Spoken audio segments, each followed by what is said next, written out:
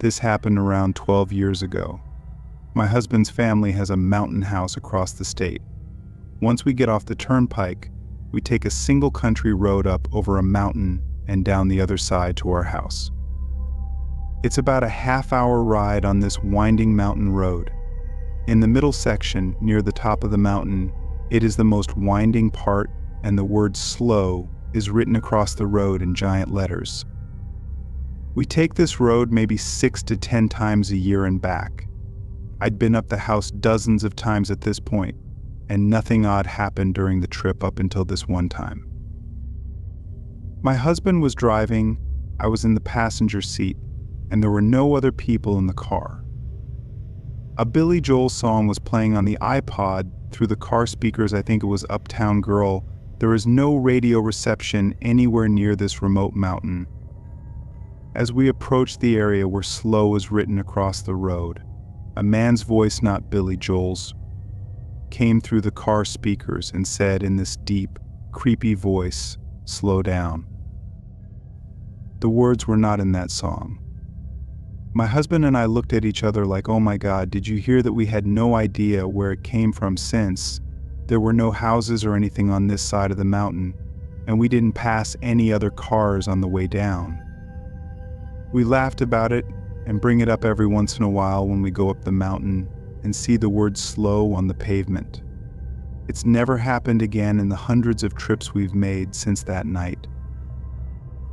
One time, however, as we were going along, we started to notice dead deer on the sides of the road, quite a few of them. I remember saying something about hoping not to hit one. Then suddenly we were on a strip of road for a solid 5 to 10 minutes where both sides of the road were absolutely covered in piles of dead deer, one on top of the other, mangled together, eyes open and shining up in the headlights, clearly dead. They were piled and twisted up with backwards necks, some feet up in the air, and such.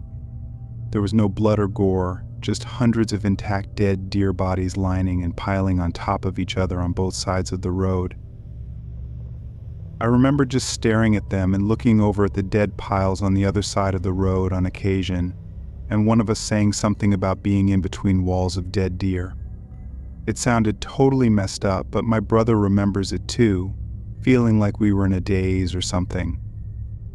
In hindsight, it should have really freaked us out, but I remember just staring at them and seeing their eyes shining.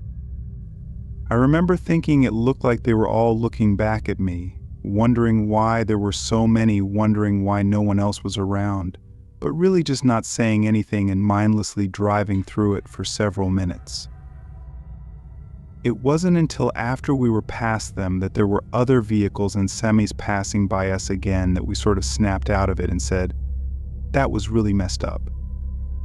I had been taking pictures of everything that tripped random clouds, cows and fields.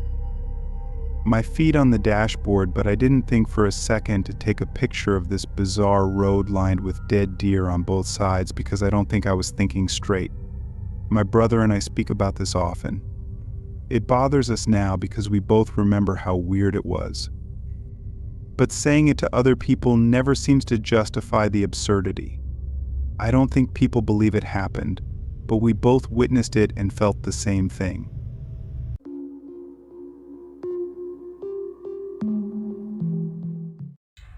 My friends and I decided to see the country. We had grown up around the Sacramento area, and as much as we loved our native California, we knew the lower West Coast hardly represented the United States. There is a huge stretch of land between the coasts called America, or so some would have you believe. I didn't want to go off to college and into full-time work without having a story or two to tell my dorm mates.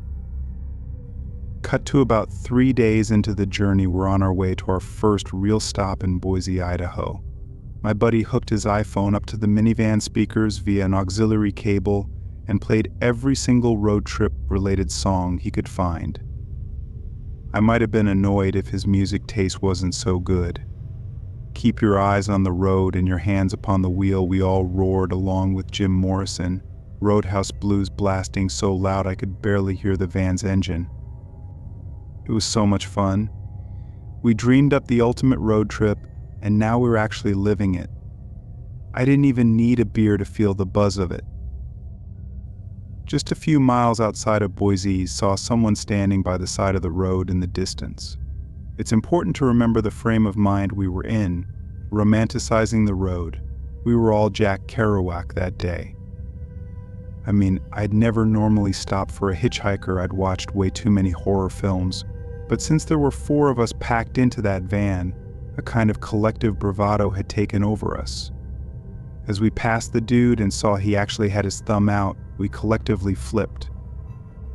I stopped the van in the middle of the road and slowly started reversing up towards where this guy stood.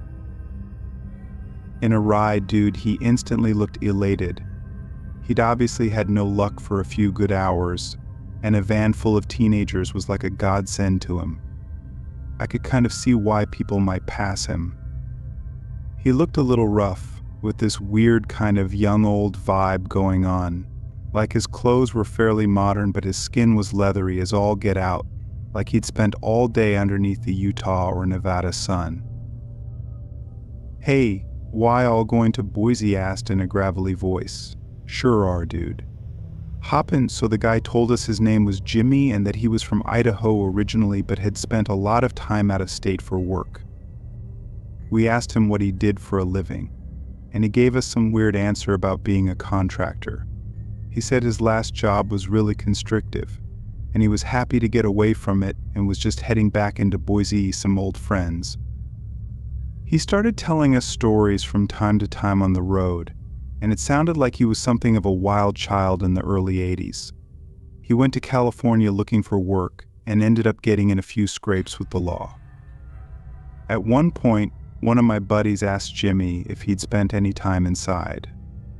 I really don't know what he expected the answer to be, but all of a sudden Jimmy's tone changed completely as he shot my friend a daggered look. "No, and I don't ever intend to," he replied contemptuously. The atmosphere in the van shifted. It was super awkward for a few miles, but the conversation soon returned to normal, with us swapping stories and sharing laughs. After about an hour or so of continuous driving, we were getting closer and closer to Boise's. But it was around then that we hit our first serious speed bump. I looked in the rearview mirror and saw an Idaho State Police cruiser speeding up behind us.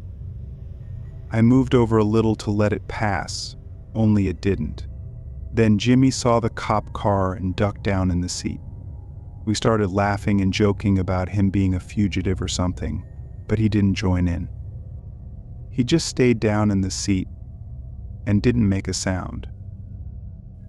As soon as the cop car's lights turned on and the siren blared across the highway, I knew what was about to happen. It was like I could see the whole thing pan out in my head in slow motion, and I was powerless to do anything to stop it.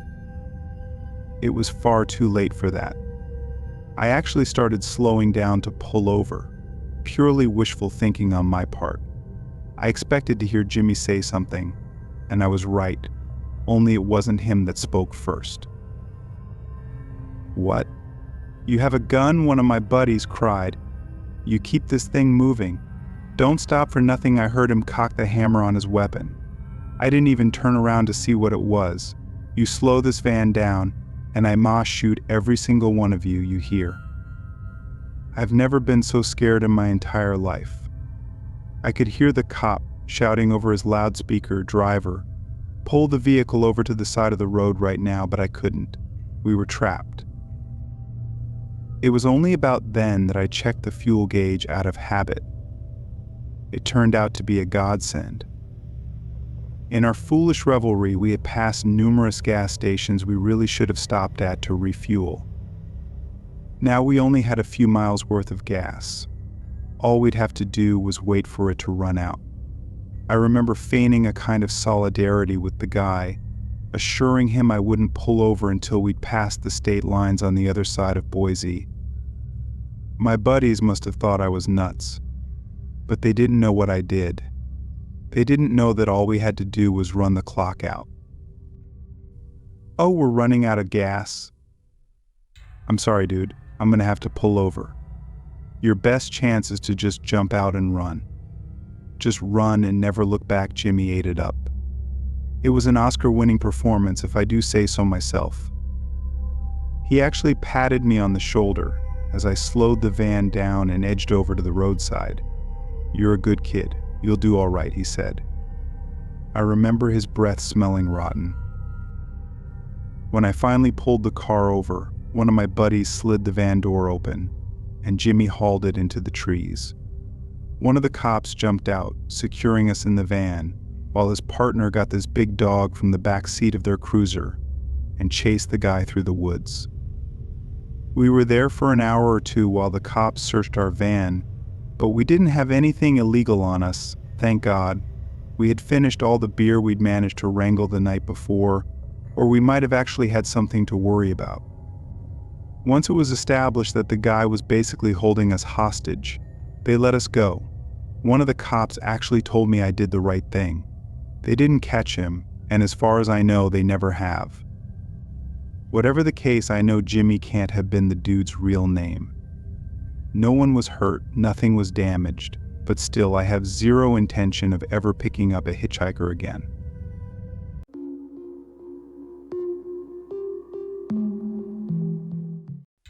A few years ago, a friend and I were getting pretty sick of the New England weather. We get our fair share of sunshine up here, but only for about 3 weeks out of 52. After one particularly washout summer where the sky barely shifted from its regular gray tone, we decided on a road trip to alleviate the rain-soaked misery. We didn't have a destination in mind, just a direction south, as far south as we could go without having to buy a Spanish phrase book. About a fortnight in, we'd made it all the way down to New Mexico.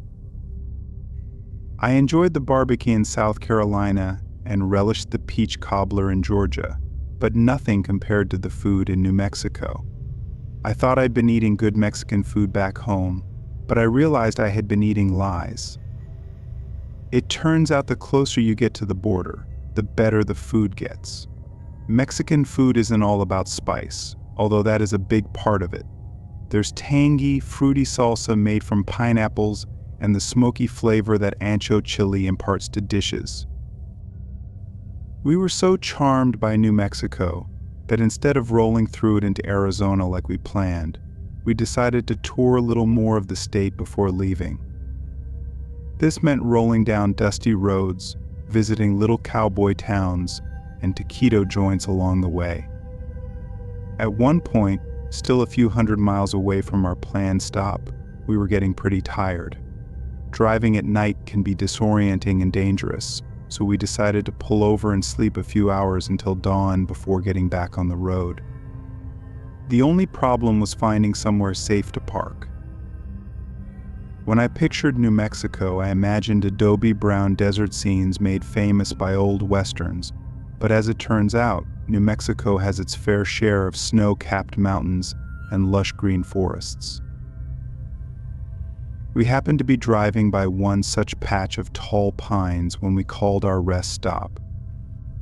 We pulled in, turned down a dirt road, and wound among the trees, taking it slow, trying to find a turnoff for a campground to park up and get some shut-eye.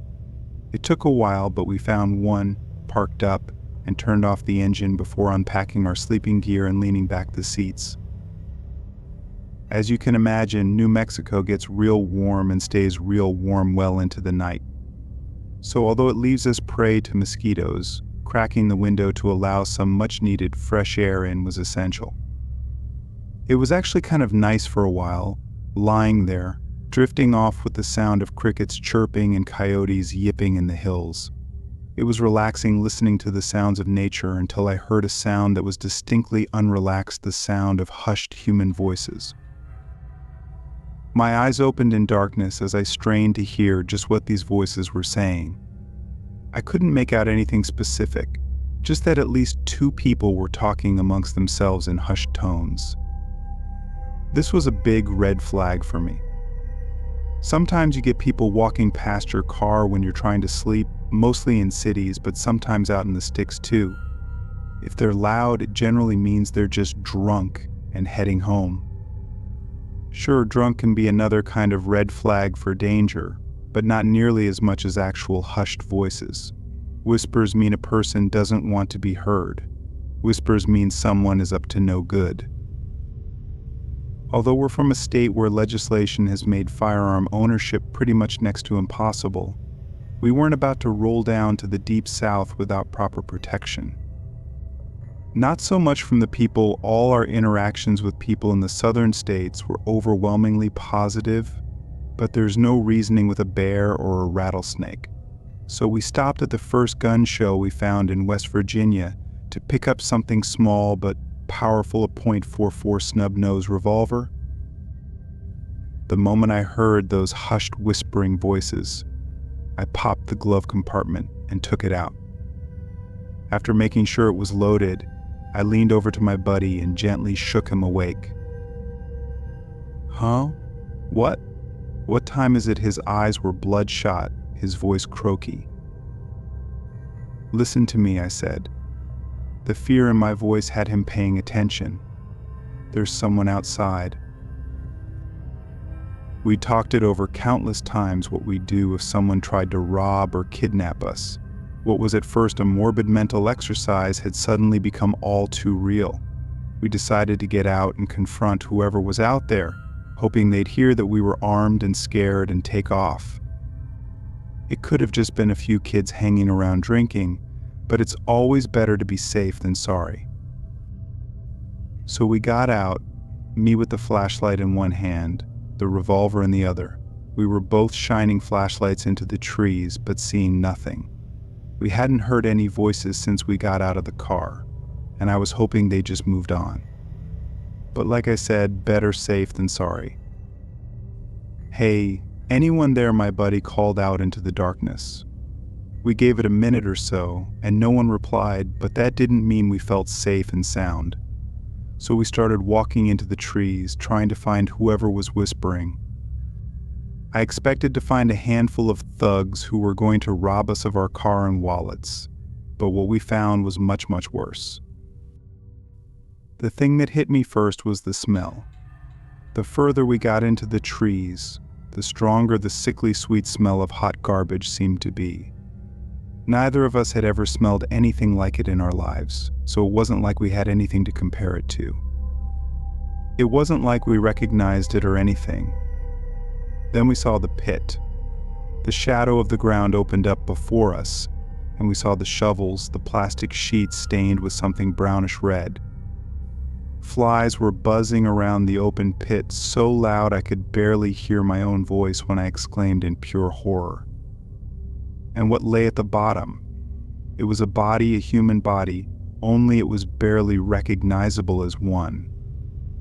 It had been beaten so badly it looked like a monster, a hideous imitation of the human form. The face was swollen, bloodied, and bruised, eyelids swollen shut, huge busted lips still leaked gore onto the neck and chin. We ran, got into our car, and got out of there. What followed was probably the most terrifying few minutes of my life.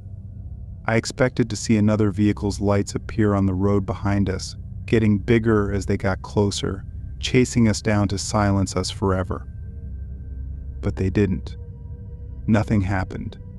The adrenaline had us so wired that we drove all night to the next town, calling in at a local sheriff's department as soon as we arrived.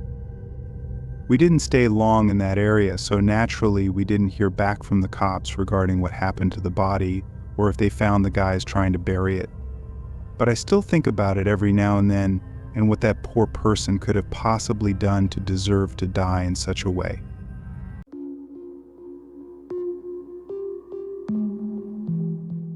This summer, my 17-year-old daughter was working a late-night shift.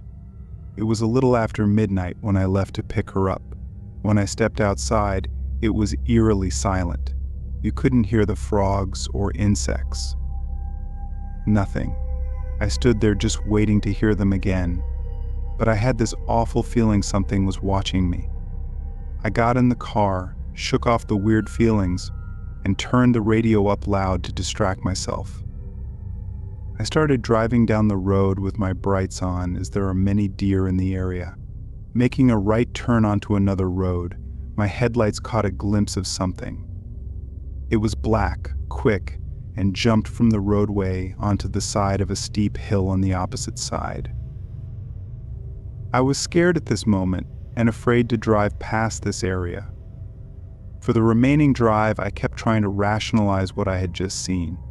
Was it a deer, some animal, maybe an alien? The possibilities were endless, but I had never seen anything like it. When we made it home, the nightlife noises were back and thriving. There was no eerie feeling that something was lurking nearby. A few weeks had passed, and I spoke with a neighbor that lives 10 minutes away. We live way out in the country, and she said some weird things had been happening around there. I thought maybe she meant a thief or coyotes were around. Then she said, "You might think I'm crazy, but," and goes on to tell me how silent it would get at night more often. There were some dark figures that they had seen, not just her, but also a few other people that lived nearby. I told her of my ordeal and explained exactly what I had seen because I'd never seen anything else like it. She asked me, "Did it look like a Dementor from Harry Potter?" "Oh my God, yes," I replied. She then told me her sister-in-law was out visiting and left after it was dark to go home, driving close to the area where my house is located. My neighbor gets a call from her sister-in-law, screaming and crying hysterically. They drove to where she was, and she was too scared to even open the car door. They convinced her to finally get out of the car. She was shaking and could barely speak, but she managed to tell them that as she was driving past the same spot where I saw the figure, something emerged from the woods. It was tall, black, and seemed to glide across the road in front of her car, disappearing into the darkness. They brought her back to my neighbor's house, where she calmed down enough to explain what had happened. She described feeling an overwhelming sense of dread and coldness, as if all warmth had been sucked out of the air. She couldn't shake the feeling of being watched even after they brought her inside. After hearing her story, I realized we weren't alone in our experiences. There was something strange happening in our quiet rural community. We never did find out exactly what those dark figures were, but from then on we were always a little more cautious when driving or walking alone at night. It was a summer we would never forget, filled with mystery and a lingering sense of unease whenever the night fell silent.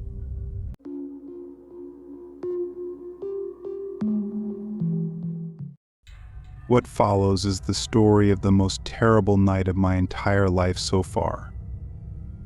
I haven't told anyone this story online before, and only a handful of my friends and family even know this actually happened. I will try to tell it as best as I can, but if I'm honest, my hands are trembling as I try to recall the events of that night. We live in Delhi, India, and it was our first ever road trip which we planned to drive down to Kolkata. We booked a rental vehicle from a company called Zoomcar, which came with a few problems as the staff on duty didn't seem to know anything about the booking. But eventually, after some complaining, we managed to convince them to rush through some paperwork with a bribe, and they got us the rental license. Anyhow, we managed to actually get our vehicle without much time wasted, and we were very excited to finally be on the way to Kolkata. About 60 kilometers away from Howrah, which is a suburb of Kolkata, at about 9 that evening, we acquired the necessary things, which were obviously cigarettes and beers that we purchased from a local bottle shop. We would drink them on the way to save some time. We stopped briefly to have our dinners at a roadside restaurant, then carried onward towards Kolkata. A few hours later, closer to midnight, we were rolling along this big Indian highway, listening to that Avicii song, "I Took a Pill in Ibiza." We were in the car, smoking cigs, and listening to the songs. Our playlist was fantastic because everyone was a music lover. There were 8 of us in total, so it was quite the ruckus inside the van. I was sitting in the middle seats at the window behind the driver's seat. I lit a cigarette, and I was feeling incredibly relaxed. I had cracked the window and the cool breeze was touching my face. I was playing songs and was just scrolling Instagram feeds. Everyone was enjoying it. It had been raining slowly from the evening, but around 1:30 a.m., our driver lost control. The car smashed through the metal fence at the side of the road and fell into a deep pond. For some minutes I was rendered unconscious, but the water level soon stabilized, and we looked for the first chance to get to safety. The one who was sitting in the front next to the driver's seat broke the windshield as it was already cracked. We got out and we were drenched in water. I took my phone, as it was my phone, playing the song Rich Love by Honor Republic. Everybody else's phone was nowhere to be found. Nobody was hurt, except 3 of us, including me. I was bleeding in the rain, and my light t-shirt was drenched with blood. I was bleeding from my ears and fingers of my right hand. I couldn't stop the bleeding. Simultaneously, the one who was driving got hurt in the legs from the accelerator, and the one who was sitting next to him got hurt in the ears and nose. I got myself out of that pond, taking the support of my friends and the wrecked car. My friends managed to recover 2 phones, one of which was useless, and the other survived because it was an iPhone 7, which acted as a savior to call emergency services. When we left for the hospital, I was feeling cold from blood loss, and the EMT provided me a towel soaked in water to stop the blood, which was pouring out from my ear. We called other friends to wait for us in the hospital. When Baiwani arrived, I got 7 stitches in my ears, and my friend who was sitting in the front seat got 5 stitches. The other one who was driving didn't take the treatment. We reported the accident to the Zoom car staff. We got the case settled in the police station by paying them, of course. We were all released from the hospital around 5 in the morning, relieved and thankful to God for our safe return to our homes. The thoughts of that night are terrifying, and it haunts me sometimes. I didn't get into a car for months, and rain scared me for many days when I saw it on the road. I thanked God for giving me another chance to live this wonderful life and to be a part of this enormous world. I am willing to live this life in a more different way and take the chances that I didn't take before. The nightmares of the accident still haunt me. After this accident, I went on many trips, and we stopped one time at the spot of the accident and exhaled the trauma out together.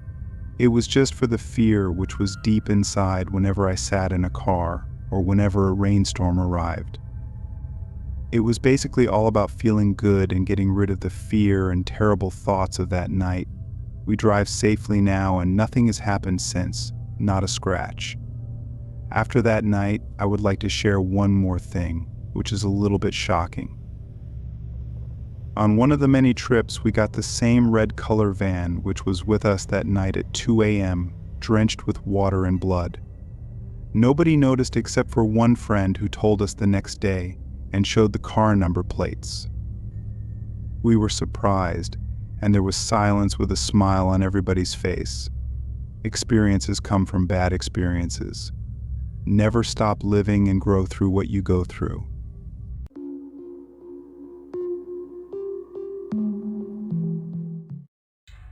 Lyle Thomas McCann was born near Red Deer, Alberta, on August 24, 1931, as part of a large family of Scottish descent. He met his wife Marie in Torrington in the early 1950s, and the couple married just a few years later, eventually moving to St. Albert in 1964, where they lived ever since. Lyle was employed for most of his life as a long-haul truck driver, making journeys all over Canada and the United States to support Marie and their 3 children. On July 3, 2010, Lyle and Marie McCann left their St. Albert home for a vacation. They had been planning a road trip to be exact.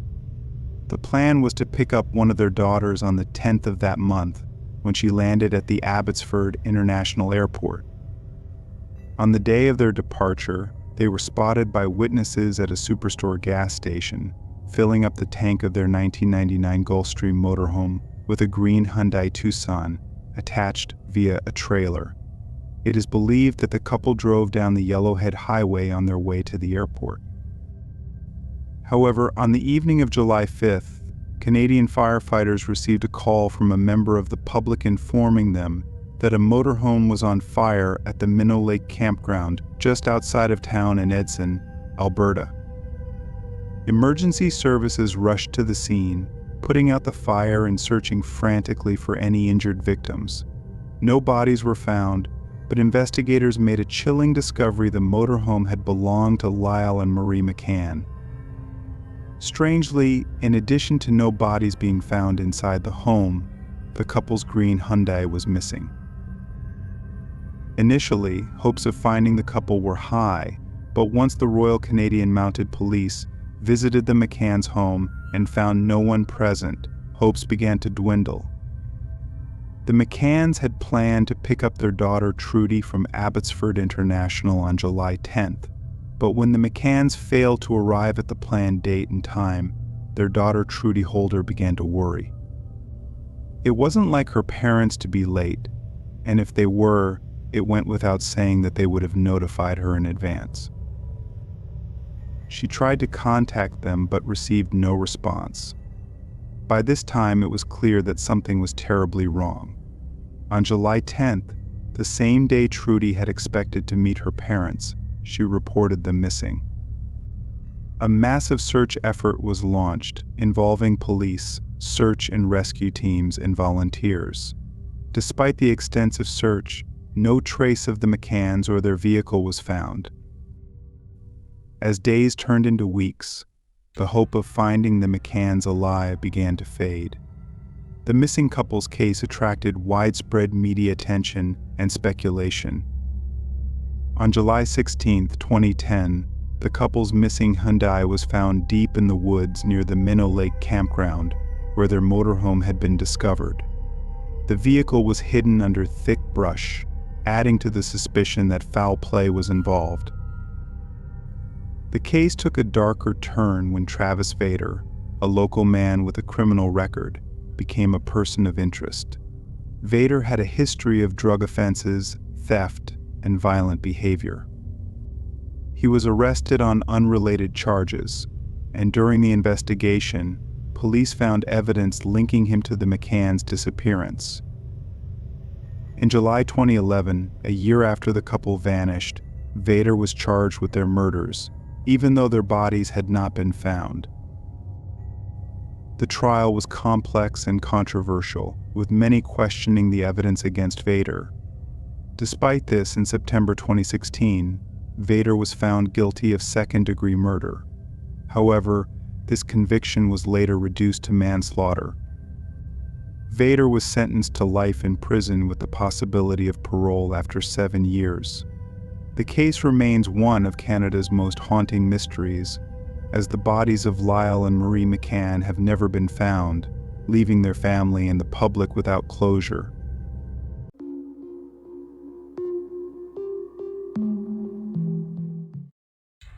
These days, more and more young people are going traveling. Whether it be gap years from higher education or simply a break from the 9-to-5 grind, people are packing up their belongings into lightweight backpacks and setting off to tour Southeast Asia, namely Thailand, Cambodia, and Vietnam. Many of these travelers end up in Australia, given that it's much easier to find employment in an English-speaking country. One of these young people was named Peter Falconio. Peter Falconio hailed from West Yorkshire in the United Kingdom, but attended Brighton University with his girlfriend, Joanne Lees. After graduation, instead of settling down and getting full-time employment, the couple decided to travel the world. So on the 15th of November in the year 2000, the couple embarked on a trip to Nepal, Singapore, Malaysia, Thailand, Cambodia, and Australia. By the 16th of January 2001, the couple had arrived in Sydney on a working holiday visa. They worked hard for 5 long months, saving their earnings while they planned a comprehensive tour of the Australian coast. On the 25th of June, they departed on the road trip that would supposedly see them visiting Sydney, Canberra, Melbourne, Adelaide, and Brisbane. On the night of Saturday, the 14th of July 2001, Falconio and Lees were driving their camper van along the Stewart Highway in northern Australia, bound for the Devil's Marbles, a wildlife conservation area. Falconio was driving with his girlfriend Joanna sat next to him in the passenger seat. The two had been aware that a car had been following them since they stopped at a roadhouse in Barrow Creek and were expecting to be overtaken. However, when the white Toyota four-wheel drive drew alongside, the driver made frenzied gestures for them to pull over immediately. Concerned, Falconio stopped the van and went to speak with the man who had pulled off the road ahead of them. The stranger explained that he had seen sparks shooting out of the van's exhaust and was worried they might be seconds away from some kind of vehicle disaster. The pair of men went to the rear of the orange camper to investigate, but Joanna Lees remained suspicious of the strange man and moved over to the driver's seat should the couple need to leave in a hurry. That's when she heard a loud bang coming from the rear of the van. She turned but only saw the strange man standing at the driver's window, a large revolver in his hand. Terrified and not knowing what else to do, Joanne Lees unlocked the doors and allowed the strange man inside their car, where he promptly tied her hands behind her back with the black cable ties that he produced from his pocket. It was horribly obvious that the man had been planning this the entire time. Lees was paralyzed with fear for a few minutes, but when the man tried to bind her feet and gag her to keep her quiet, she knew there was no turning back from that. She kicked and screamed, wailed and cried until the man finally gave up trying to restrain her completely and began dragging her back to his Toyota. Lees knew that if this man got her back to wherever he was planning on taking her, it would mean the end of her life. She would be beaten, tortured, and potentially violated. Adrenaline kicked in when Lees saw the man's dog barking at her savagely from the back seat of his vehicle. When the man went to retrieve her boyfriend's lifeless body, she ran into the bush in an attempt to escape. The man searched for her, passing nearby 3 times, but she hid before finally flagging down a passing vehicle at 12:35 a.m.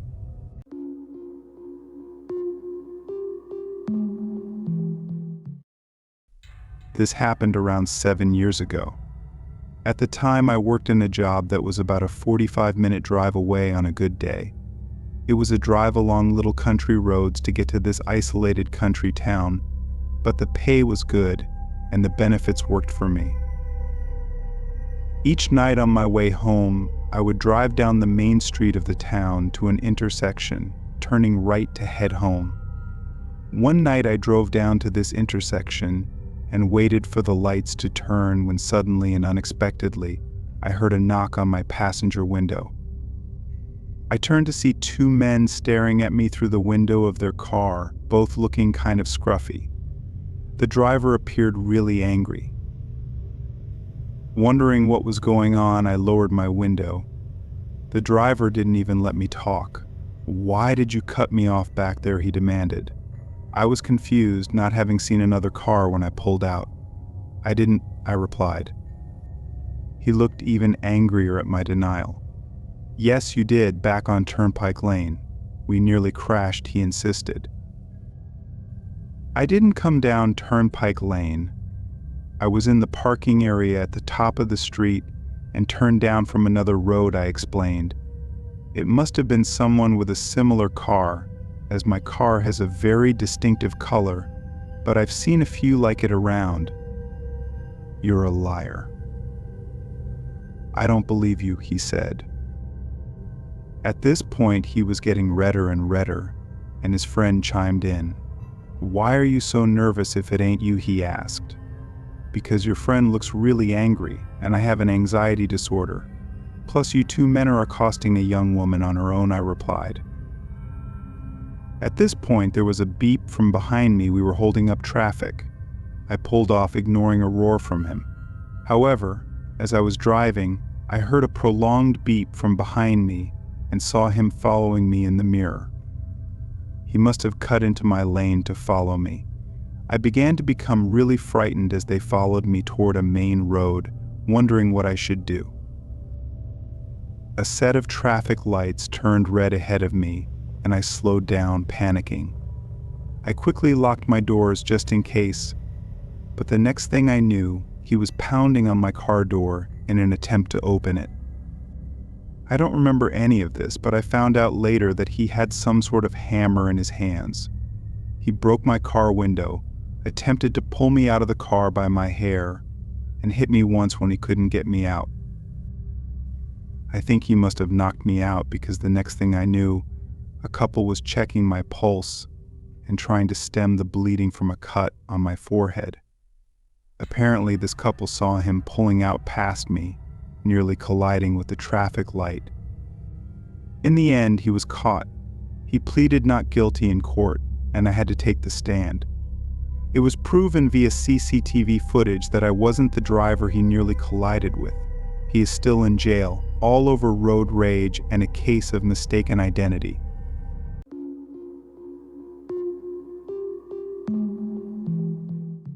My friends and I are grunge freaks. We started out on Nirvana and Soundgarden, eventually discovering more obscure bands like Mudhoney, the Melvins, and Screaming Trees. Anyone who knows anything about grunge will tell you that it all started in Seattle, how this spontaneous new genre sprang out of the ashes of post-punk to take the world by storm, and it all happened within a few square miles.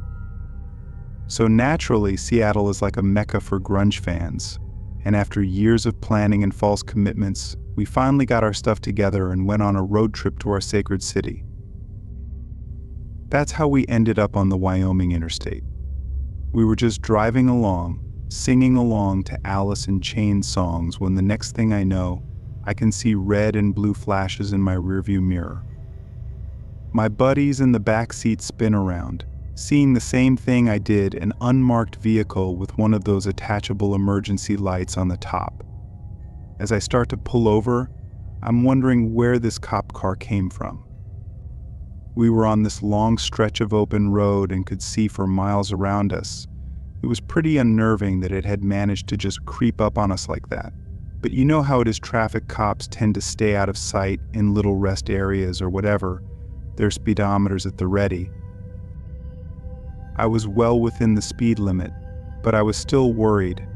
I'd be lying if I said we didn't have anything on us that we shouldn't have, but that was all buried in our bags in the trunk, and even then, it wasn't exactly enough to charge us with. So I just got my driver's license ready on my lap and kept my hands at 10 and 2 like a good little citizen. The cop turned off his lights and then got out of the unmarked car, walking along the dusty road towards us.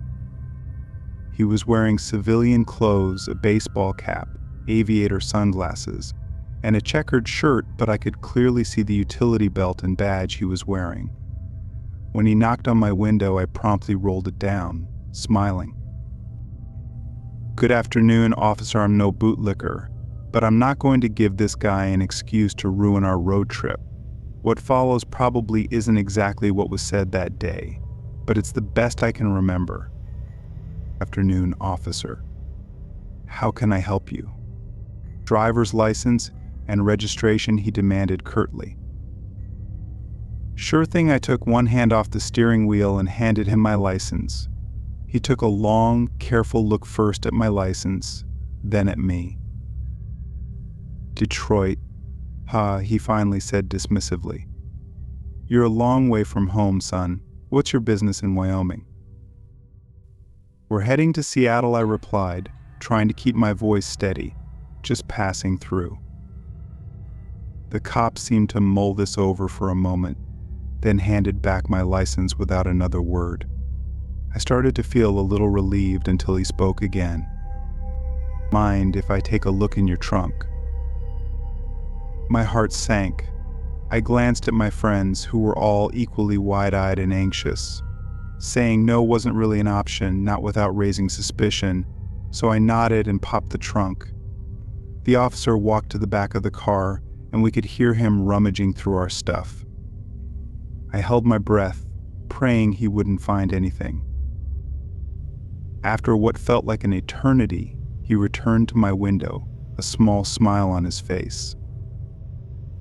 "Looks like you're clean. Sorry for the trouble, just doing my job." I nodded, forcing a smile. "No problem, officer. Have a good day." He tipped his hat and walked back to his car. We watched as he drove off, disappearing into the distance. As soon as he was out of sight, we all let out a collective sigh of relief. "That was close," one of my friends muttered. "Too close," I agreed. We sat there for a few minutes, letting the adrenaline fade before starting the car and continuing on our way. The rest of the trip was thankfully uneventful. We made it to Seattle and spent a few days visiting all the iconic grunge spots, Sub Pop Records, the Central Saloon, and of course, Kurt Cobain's old house. It was everything we'd hoped for and more. But that close call in Wyoming stayed with us, a reminder of how quickly things can go wrong.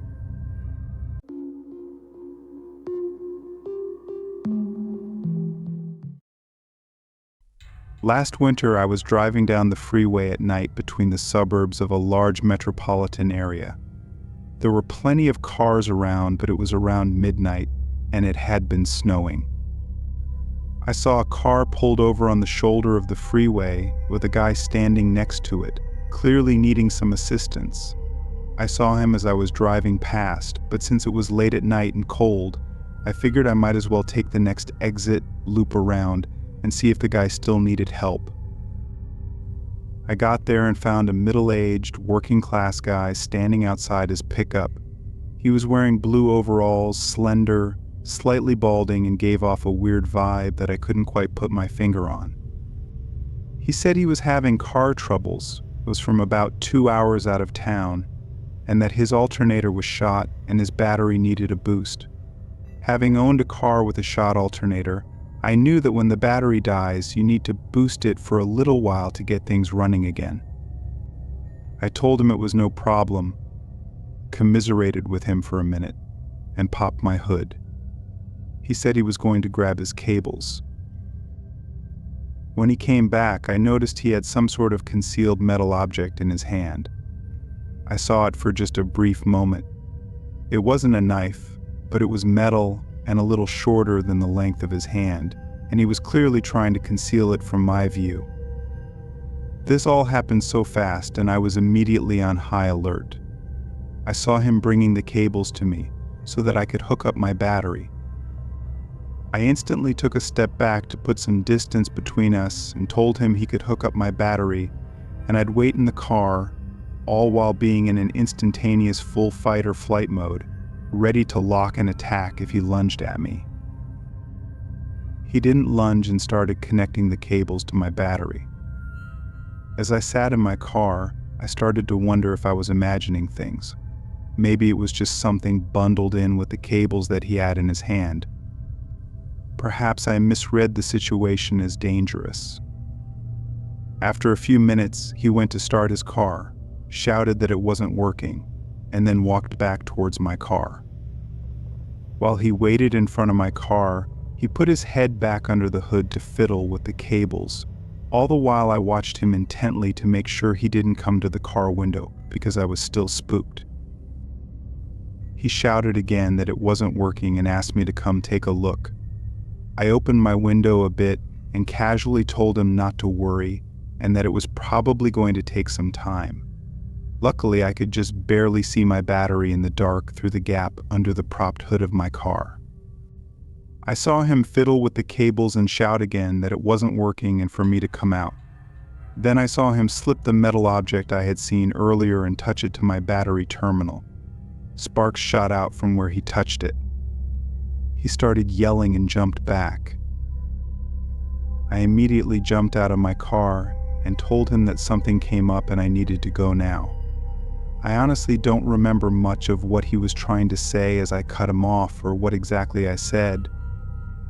I just remember saying that I needed to get out of there without taking my eyes off him for even half a second. I don't remember even how the cables came off my battery.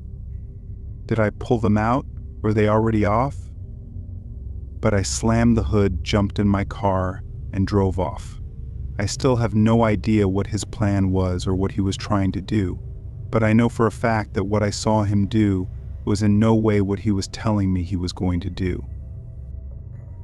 As I left him there and drove off, I was practically pinching myself trying to make heads or tails of what had just happened.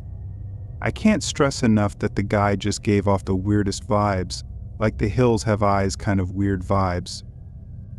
Maybe he was planning on trying to short my battery so that I was stuck there.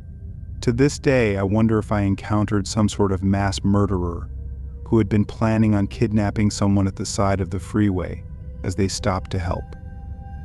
Who knows? Either way, it was strange as hell. He really spooked me, and I got away from that dude as fast as humanly possible. I still wish I had gotten a license plate or something to give to the cops, but in that moment, the only thing going through my mind was to remove myself from that situation as fast as humanly possible.